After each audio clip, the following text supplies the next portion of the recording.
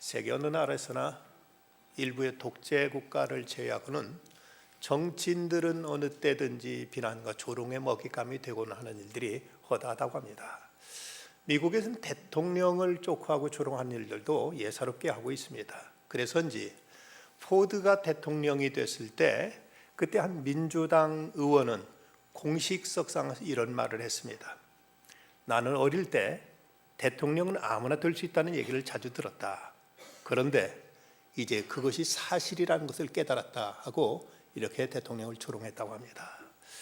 그 점잖은 애드리 스티븐스는 워터게이트 사건으로 탄핵된 닉슨을 향해서 이런 평을 했습니다.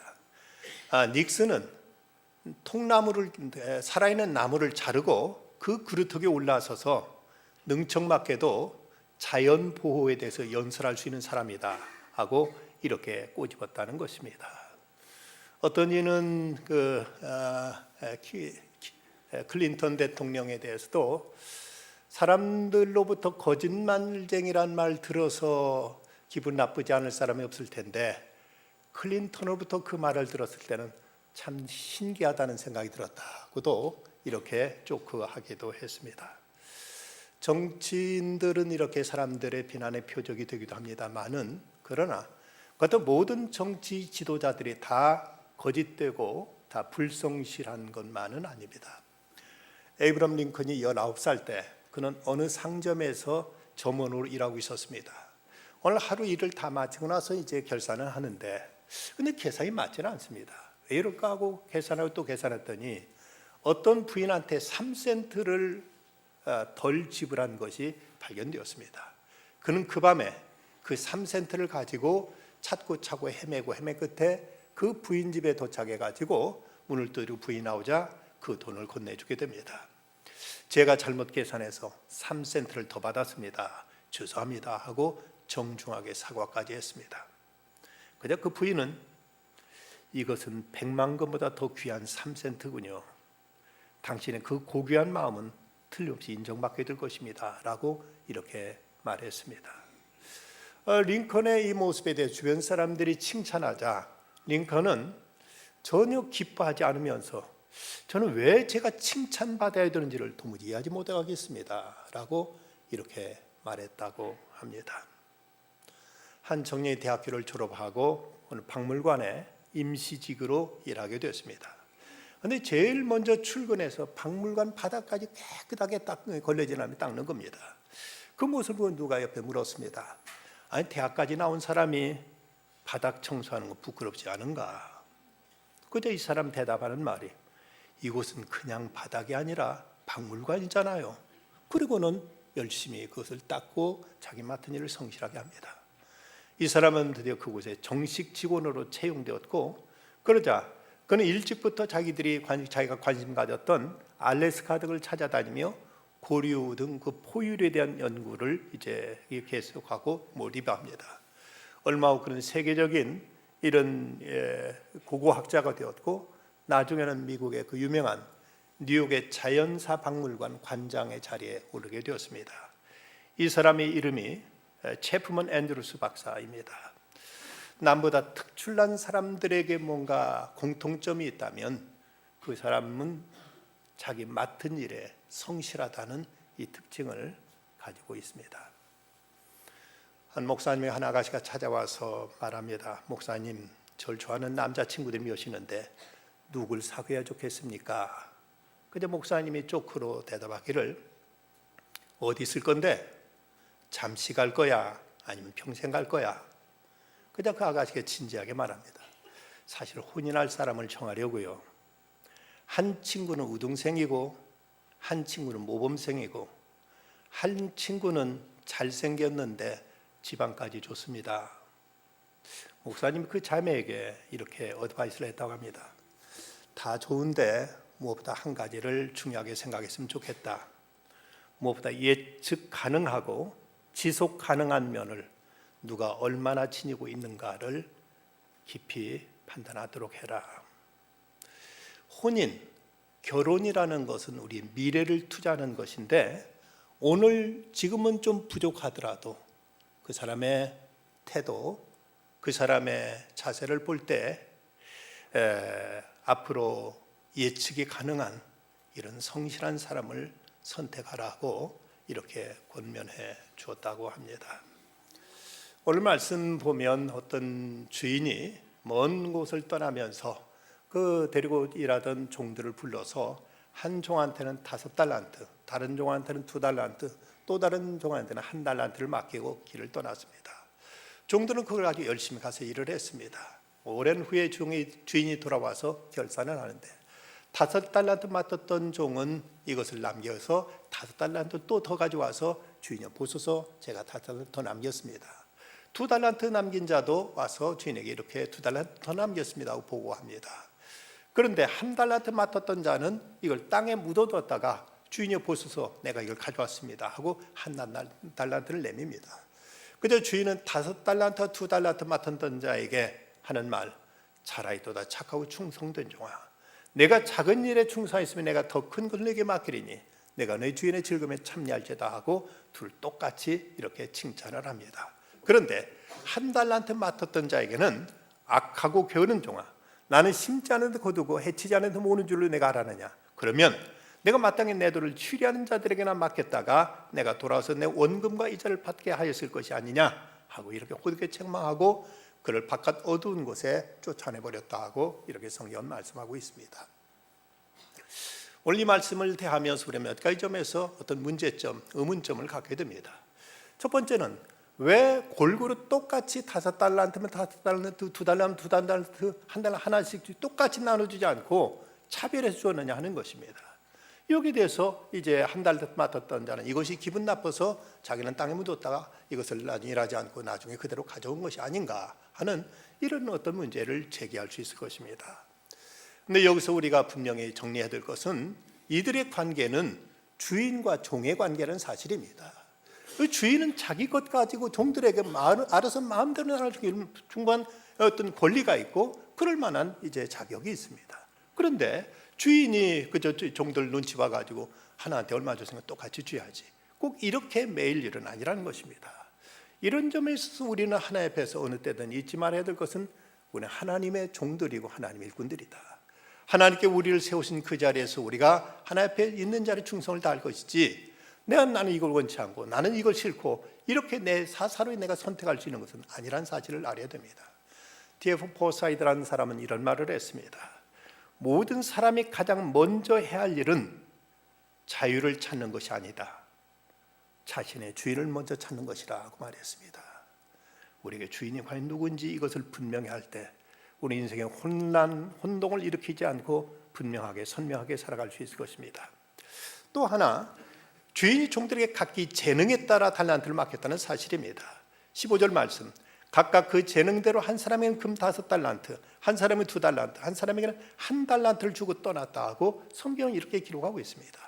그동안 주인이 종들을 부려보니까 한 종은 이 녀석한테는 한 5쯤 맡겨도 좋겠다. 얘는 2 정도 적당했지. 아무래도 저희 녀석은 1달란트가 맞을 거야. 이래서 주인이 알아서 그 재능에 따라서 맡겼습니다. 그런데 이걸 나눠줄 때 저들은 아무도 여기서 이의를 제기하지 않았습니다. 그렇다면 주인의 이 처사가 객관적과 보편적인 어떤 이제 타당성을 가지고 있다는 것을 이제 입증하고 있습니다. 그런데 뒤늦게 와서 이것이 잘 이제 많다 적다 과연 따질 수 있느냐 하는 이런 문제입니다. 또 하나는 1달란트의 가치입니다. 이 달란트란 구약 시대 어떤 무게 단위였는데 신약 시대 와서는 이것이 화폐 단위도 되고 무게 단위도 함께 쓰였습니다. 그런데 1달란트, 금 1달란트 값어치가 얼마만큼의 값어치를 가지고 있는가 하면은 당시 가치로서 6,000데나리온의 가치를 가지고 있었습니다. 그렇다면 1데나리온이 장정의 하루 품삯으로 성경에 소개되고 있는데 그러면 6,000날을 이제 이래서 받을 수 있는 액수라는 것입니다. 그렇다면 이제 하루 우리가 1년에 안식일과 절기를 제외하고 한 300일쯤 일한다고 치면은 이것은 6,000데나리온은 20년 동안 일한 품삯에 해당되는 엄청난 액수입니다. 노동자의 한 달 임금을 240만 원쯤 계산한다면 1년이면 3천만 원쯤 됩니다. 그렇다면 20년 임금이면 무려 6억 원이나 되는 엄청난 액수입니다.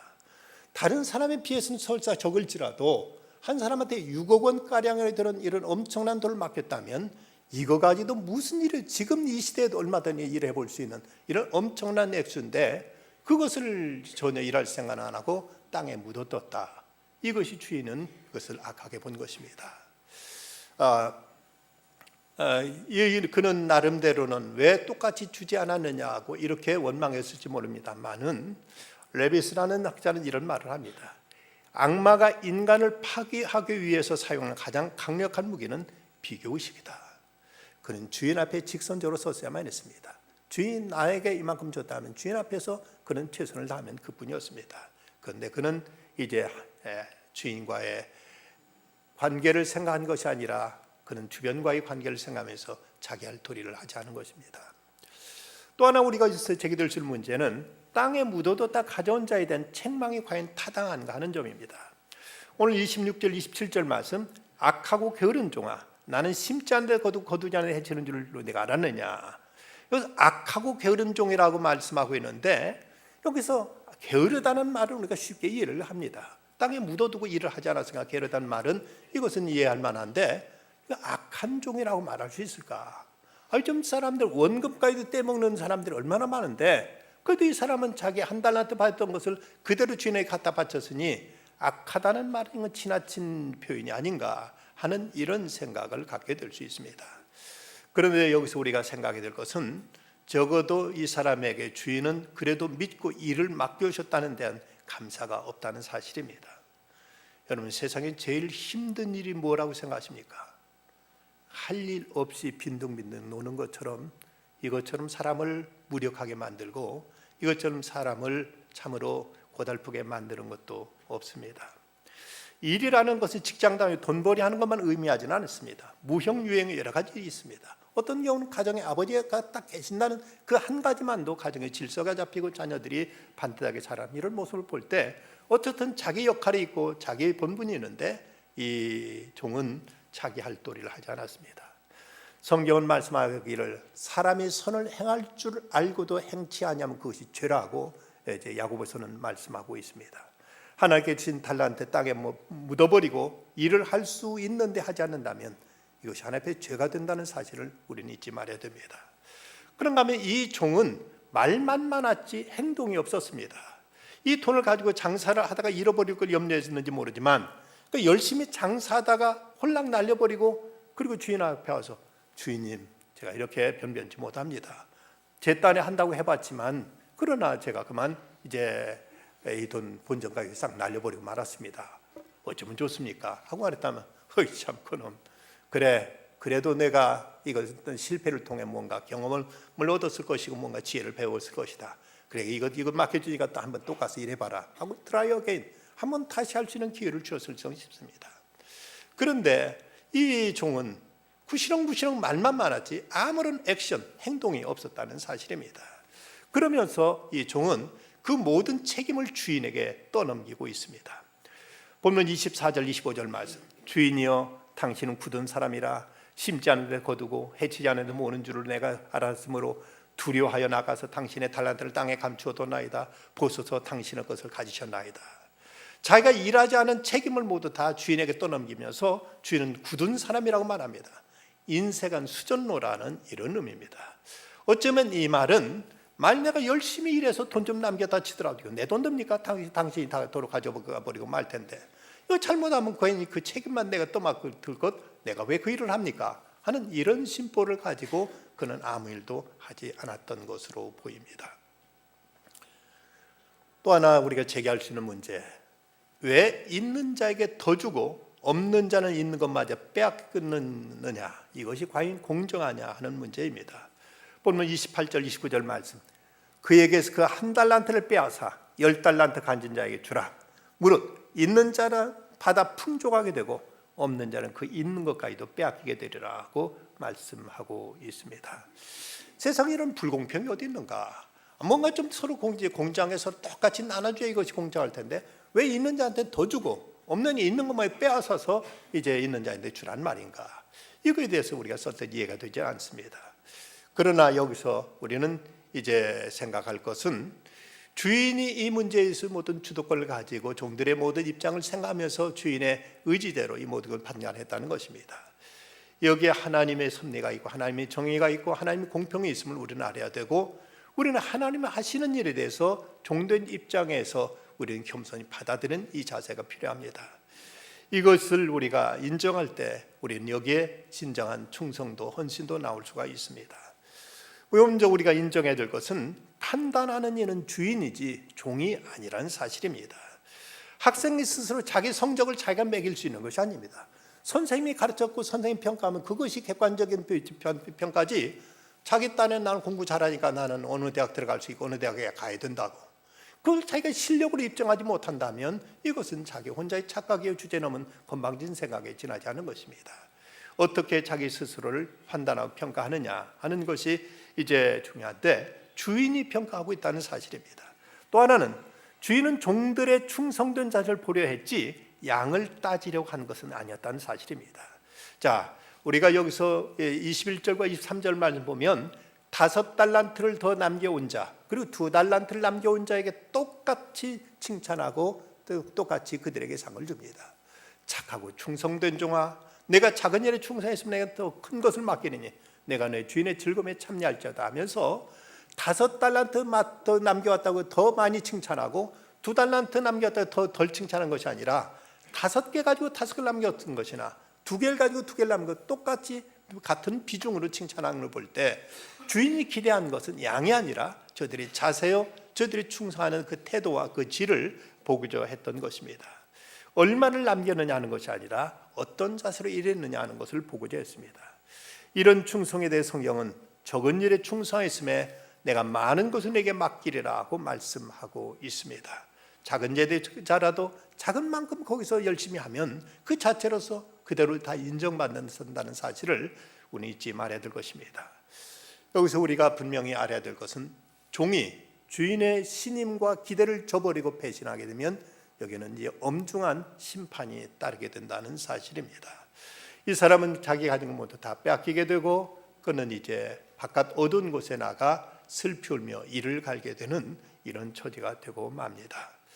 그 사람은 주인에게 책임을 돌립니다만은, 그러나 이것은 주인을 응당 이제 그가 행한 것에 따라서 이제 그에게 응불의 대가를 지불한 것입니다. 우리가 주어진 달란트를 사용하지 않고 그냥 땅에 묻어버리면 그것이라도 그대로 있을 것으로 생각하지만 그것마저도 잃어버리게 되고 그것마저도 우리는 이제 상실하게 되고 만다는 사실을 잊지 말아야 될 것입니다. 어떤 사람이 가만히 생각하니까 자기 눈이 2개인데 이러다가 눈 하나씩 이렇게 되면 어떻게 될까 하는 생각이 들어서 이렇게 눈이 2개 멀쩡할 때 이 눈 2개를 다 쓰지 말고 1개는 잘 가려서 보호했다가 혹시라도 하나가 이제 잃어버리면 그때 써야지 하고는 한 눈을 꼭꼭 잘 가리고 다녔습니다. 그리고 한 눈만 보고 다녔는데 정말 어쩌다가 자기가 이제 염려한 대로 한쪽 그 눈을 잃어버리게 되고 맙니다. 시력을 잃게 돼서 그는 내 이럴 줄 알았지. 그리고는 가렸던 눈을 이제 벗겨내고 이 눈을 가지고 보려고 이제 하니까 웬일입니까? 오랫동안 눈을 가리고 쓰지 않아서 그 눈이 시력을 잃어버리고 말았다는 것입니다. 우리가 어떤 한 가지를 그냥 안 쓰고 버려두면, 묻어두면 그것이 그대로 유지될 것으로 생각하지만 그렇지 않습니다. 그것마저도 우리에게 사라지게 된다는 사실을 우리는 잊지 말아야 됩니다. 그렇다면 우리에게 주어진 달란트, 우리가 맡고 있는 달란트는 어떤 달란트가 있을까? 우리는 적어도 하나님의 종들로서 하나님께 우리에게 어떤 달란트를 맡겨주셨는가를 우리는 생각해야 될 것입니다. 우리 주님이 오셔서 우리와 이제 인생을 결산하실 터인데 그때 주님은 우리에게 무엇을 이제 물으실 것인가? 그 달란트 중에 먼저는 우리에게 시간이라는 달란트를 주셨습니다. 올해도 하나님 우리에게 365일 8160시간 48만 9,600분이라는 이런 시간을 선물로 주셨습니다. 이 주어진 시간을 가지고 우리는 어떻게 지난 한 해를 살아왔는가? 이 주어진 시간을 우리가 알차고 보람 있게 생산적이고 가치 있는 일을 위해서 썼는가? 우리가 주어진 시간을 통해 하나님 앞에 나와 예배하고 기도하며 봉사하고 이웃을 섬기는 일을 위해서 과연 사용했는가? 그러지 않고 그 귀한 시간들을 허송세월로 헛되이 보냈거나 아니면 오히려 또 못되고 좋지 못한 악한 일을 위해서 이 시간이 사용됐다면 하나님 우리에게 주어진 시간의 문제에 대해서 엄히 이제 물으시고 여기에 대해서 결산하자고 말씀하실 것입니다. 요한 웨슬리는 아무 일도 하지 않고 멍청하게 지내는 시간은 시간 낭비로 시간에 대해서 죄를 짓는 것이다. 그러나 이것보다 더 큰 죄는 쓸데없는 일로 시간을 낭비하는 것, 그리고 좋지 못한 일로 시간을 악용하는 것이라고 이렇게 말했습니다. 우리에게 똑같이 주어진 하루의 24시간, 이 시간들이 어떻게 사용되고 있는지 여기에 대해서 하나님은 분명 물으실 것입니다. 세계적으로 시간관념이 가장 강한 민족으로는 유대인들을 꼽는다고 합니다. 그런데 왜 유대인들이 시간관념이 그렇게 강한가 하면 그들은 금요일이면 모두 다 일찍 집에 들어와서 내일 안식일 준비를 다 한다는 것이죠. 집안 정리하고 다 샤워하고 그리고 내일 안식일 날 철저하게 지키기 위해서 미리 밥도 음식도 다 미리 다 해놓고, 그래서 모든 준비를 금요일 날이면 다 끝내기 위해서 그들은 시간 계산을 미리 해가지고 철저하게 시간을 활용을 잘하는 것이 유대인들입니다. 학생들도 금요일이면 일찍 돌아와서 이제 그 다음날 해야 될 공부 및 숙제 같은 거 미리 다 끝내놓고, 그리고 토요일이면은 경건의 회당에 가서 예배드리기 때문에, 이래서 이 시간 관리를 그들은 아주 효율성 있게 아주 합리적으로 시간을 잘 관리한다는 겁니다. 우리도 진정 주님의 날을 제대로 지키기 위해서는 토요일 날 모든 것도 미리 잘 끝내는 훈련과 습관이 필요합니다. 우리 미리 모든 걸 정리해야지 토요일 날 밤늦게까지 밤새우고 바쁘게 일하다가 주일 날 그저 피곤한 몸으로 오면 하나님께 예배드리는 것조차도 우리가 간단치 않게 되고 마는 것입니다. 또 하나 우리에게 맡겨주신 달란트는 물질의 달란트가 있습니다.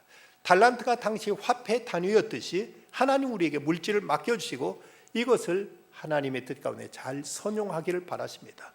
물론 모든 돈을 하나님께 다 바쳐버리라는 이런 얘기가 아닙니다. 모든 것이 하나님 앞에서 부끄럼 없도록 바르고 정당하게 우리가 관리자로서 하나님 뜻에 합당하게 사용하라는 것이죠. 존 록펠러는 손자들한테 금전 교육을 철저히 시킨 사람으로 유명한데, 그 맨하튼 은행장이었던 데이비드 록펠러가 어렸을 때 할아버지는 매주 그에게 용돈을 25센트씩 주면서 주말이면 어김없이 이것을 결산했다고 합니다. 그래서 25센트의 돈 가지고 이걸 잘 사용했으면 5센트의 돈을 더 주었고, 이걸 잘못 사용했으면 그중에 5센트를 뺐다는 겁니다. 그리고 나서 이 철저하게 그에게 강조했던 건 무엇인가 하면, 내가 받는 돈 가운데서 반드시 10%는 하나님 앞에 11조를 드리라. 그리고 10%는 어려운 이웃을 위해서 내가 구제금으로 써라. 이것을 아주 어렸을 때 철저하게 할아버지로부터 배웠기 때문에 그가 그때부터 어떤 경제관념과 돈 씀씀에 대해서 규모가 있어서 나중에 맨하튼 은행의 총재까지 될 수 있었다는 것입니다. 우리는 주어진 물질, 이것도 하나님 앞에 바르게 사용해야 될 이런 청지기임을 잊지 말아야 됩니다. 또 하나 우리는 재능이라는 달란트를 맡았습니다. 군뱅이도 뒹구는 재주는 있다고, 나름대로 사람마다 다 그 사람만이 할 수 있는 일들이 다 있습니다. 그것을 극대화시키고 이것을 잘 활용해서 이걸 통해서 우리는 이제 우리를 세상에 보내신 그 하나님의 뜻을 이루어야 될 것입니다. 토머스 에디슨은 너무나 어리석어가지고 우둔한 아이라는 평을 받았습니다. 5살 때는 오리알을 품에 품고 부활을 시도할 만큼 몽상가였고 13살 때는 학교에 퇴학당하기도 했습니다. 조각가 로댕은 그는 학교 성적이 항상 꼴찌여서 예술학교 입학을 3번이나 거절당해서 아버지 왜 이렇게 하필 우리 집에 이런 바보가 태어났느냐고 통탄했다고 합니다. 아인슈타인은 수학 성적이 항상 낙제였고 4살 때까지는 말도 못했고 7살 때는 겨우 책을 읽어서 담임 선생님은 정신 발달이 느리고 사교성이 없고 환상에 사로잡힌 아이라고 이렇게 혹평했습니다. 톨스토이는 대학에서 계속 낙제해가지고 교수는 배우기를 포기한 젊은이라고 이렇게 평했습니다. 이렇게 다 나름대로 약점이 있었던 사람들이지만 뭔가 자기가 할 수 있는 일, 해야 할 일, 그것을 갈고 닦았더니 저들은 세계적으로 유명한 이런 위대한 인물들이 될 수 있었던 것입니다. 우리는 내가 할 수 있는 일이 무엇인가? 다른 사람 보기에 이것이 시시해 보일지라도 저도 하나님께 주신 은사라면 그 자체가 얼마든지 소중한 가치가 있음을 알고 이것을 부지런히 잘 갖고 닦아야 될 이런 책임이 있음을 잊지 말 것입니다. 또 하나 우리에게는 직분과 책임이란 달란트가 주어졌습니다. 우리는 가정에서 가장이나 주부로서, 또 직장에서 어떤 직장의 직무, 또 교회에서는 어떤 집사든 권사든 또 이제 장로든 나름대로 이런 직분도 우리에게 주신 하나의 달란트입니다. 이걸 통해서 우리가 하나님 뜻을 이루고 사람들을 이제 이롭게 하고 유익하게 하는 이런 일들을 하나님은 이루기를 기대하시는 것입니다. 문제는 이 일을 얼마만큼 어떤 자세로 하느냐에 따라서 그 결과는 엄청나게 달라질 것입니다. 옛날 평북 정주에 한 모습이 있었는데 생활이 가난해 가지고는 그 어느 부잣집에 이제 머슴살을 하는데 주인이 가만히 보니까 이 모습이 얼마나 성실하게 일하는지, 심지어 그 주인의 요강을 씻는 것까지도 그렇게 아주 정성을 다해서 깨끗이 씻더랍니다. 이 모습을 보고 이 녀석 머슴살이 하기는 아깝다 해서 그 주인이 돈을 대줘 가지고 평양에 보내서 숭실학교를 졸업하게 만들었습니다. 이 사람이 돌아와 가지고 고향에 와서 이제 오산학교 교사가 되는데, 그런데 이 사람이 이제 많은 사람들로부터 신망을 얻게 되고 나중에 우리나라 민족 지도자가 된 고당 조만식 선생님입니다. 이 고당 조만식 선생이 학생들을 가르칠 때 학생들에게 인생의 성공 비결이 뭐냐고 묻는 제자들에게 대답한 말씀은 너희들은 세상에 나가서 무슨 일이든지 요강 깨끗이 닦는 사람 되어라 하고 이렇게 가르쳤다는 것입니다. 요강 닦는 거 하나조차도 성실하게 최선을 다하니까 그는 민족 지도자가 될 수 있었다면 우리에게 주어진 직무가 무엇이든지 얼마나 이를 위해서 내 최선을 다하고 정성을 다하느냐 하는 이것이 무엇보다 중요합니다. 일본 오사카에 한 무명의 소설가가 있었습니다. 이 사람 아직 이름도 나지 않았고 생활도 가난해서 또 가족도 없이 혼자 이제 지내면서 소설을 쓰곤 했는데, 그에게 단 하나의 위로라고는 그가 기르는 강아지, 개 한 마리가 있었습니다. 근데 그 개가 참 영민하고 또 충성스러워서 모든 시키면 그대로 절들 따라했는데, 한동안 이 식품점을 다닐 때 꼭 개를 데리고 가지고 했는데, 그런데 나중에는 이 개가 얼마나 영영한지 목에다 바구니를 이제 달아주고 거기다가 메모를 써서 고기 한 근 주세요, 우유 3병 주세요, 계란 한 줄 주세요 하고 써놓고 돈을 넣으면 용케 가서 그 고기를 사오고 또 이제 우유를 사오고 이제 계란을 사오고 하더랍니다. 그래서 이제 그 개와 함께 아주 참 이제 그 오붓하게 지냈는데, 그런데 어느 때 심혈을 기울여서 소설을 쓴 것이 그야말로 대박이 납니다. 전국적으로 많은 사람들의 호평을 받고 그것이 베스트셀러가 되어서 그 이름은 일약 이제 유명한 소설가로 이름 내게 되고, 그래서 모든 형편이 좋아지니까 동경으로 이사를 하게 됐습니다. 동경으로 이사한 후 그는 이전처럼 무심코 이 강아지한테 고기 한 근 사오라고 쪽지와 함께 목에다가 바구니를 달아서 내보냈습니다. 근데 저녁이 되니까 돌아오지 않는 겁니다. 하루 이틀 보름을 기다려도 돌아오지 않습니다. 몹시 마음이 상했습니다. 참 내가 많이 아끼고 믿었던 녀석인데 이렇게 달아나 버렸는가 보다 많이 마음이 괴로웠습니다. 그런데 그리고 나서 한 달 보름이 지나서 어느 날 한밤중에 바깥 문을 긁는 소리가 들립니다. 번쩍 뛰어서 달려나가 보니까 이 개가 다 썩은 고기를 바구니에 담고 그대로 쓰러져 버려 있습니다. 그는 자기가 이사했다는 생각도 못하고 이전처럼 무심코 내보냈던 것이, 이 개는 오사카까지, 도쿄에서 오사카까지 수백 킬로를 가서 고기를 사가지고 돌아왔던 것입니다. 그리고 주인 집에 와서 쓰러져 그대로 죽고 말았습니다. 여러분, 한번 그 개의 심정을 한번 생각해 보십시다. 주인이 시킨 일, 오는 그 머나먼 날 그 길을 숱한 날들을 배고프고 굶주리고 금방 지쳐 쓰러질 것 같은데도 주인의 뜻을 위해서 끝까지 자기 할 일을 다 하고 그 문 앞에 쓰러져 죽은 개의 모습. 우리가 쉽게 개 같은 뭐라고 욕하지만 이런 모습 보면 얼마나 우리가 참 부끄럽고 얼마나 그 모습 앞에 우리는 참으로 우리 자신의 초라한 모습을 우리는 느끼고 있습니까? 충성이 뭡니까? 헬라어로 피스티스라는 단어로 쓰여집니다. 이 피스티스라는 단어는 충성뿐만 아니라 믿음 또는 신실이라는 말로도 번역됩니다. 하나님께 대한 사람의 자세는 곧 믿음입니다. 우리가 하나님을 믿을 때 우리는 이 믿음으로 구원을 받습니다. 그런데 하나님께 사람을 믿으실 수 있을 때 하나님 그 믿을 수 있는 사람에게 복을 주시는 것입니다. 우리는 은혜로 구원받지만 그러나 하나님께 주시는 은사를 통해서 맡은 바 소임과 직분을 다할 때, 이걸 보시고 하나님을 우리를 믿어 주실 때, 그럴 때 우리에게 축복이 임한다는 사실입니다. 우리가 하나님을 믿음으로 구원받지만 하나님이 나를 믿어 주실 때, 그럴 때 우리에게 하나님의 축복이 임한다는 사실을 우리는 잊지 말아야 됩니다. 그러기에 충성은 이토록 소중한 것입니다. 하나님 앞에 내 책임을 다하고 내 소임을 다할 때 여기 하나님의 은총이 있고 하나님의 사랑이 있고 하나님의 상급이 있음을 잊지 말 것입니다. 헬렌 켈러는 말했습니다.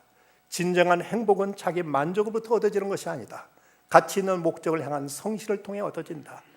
소가 스탕다는 말하기를 자기 두 손이 부지런하다면 그 속에서 많은 것이 샘솟듯 솟아날 것이라. 우리가 소중한 일을 위해서 충성을 다하다 보면 그 결과는 하나님이 책임져 주십니다. 어떤 이는 이런 기도를 드렸습니다.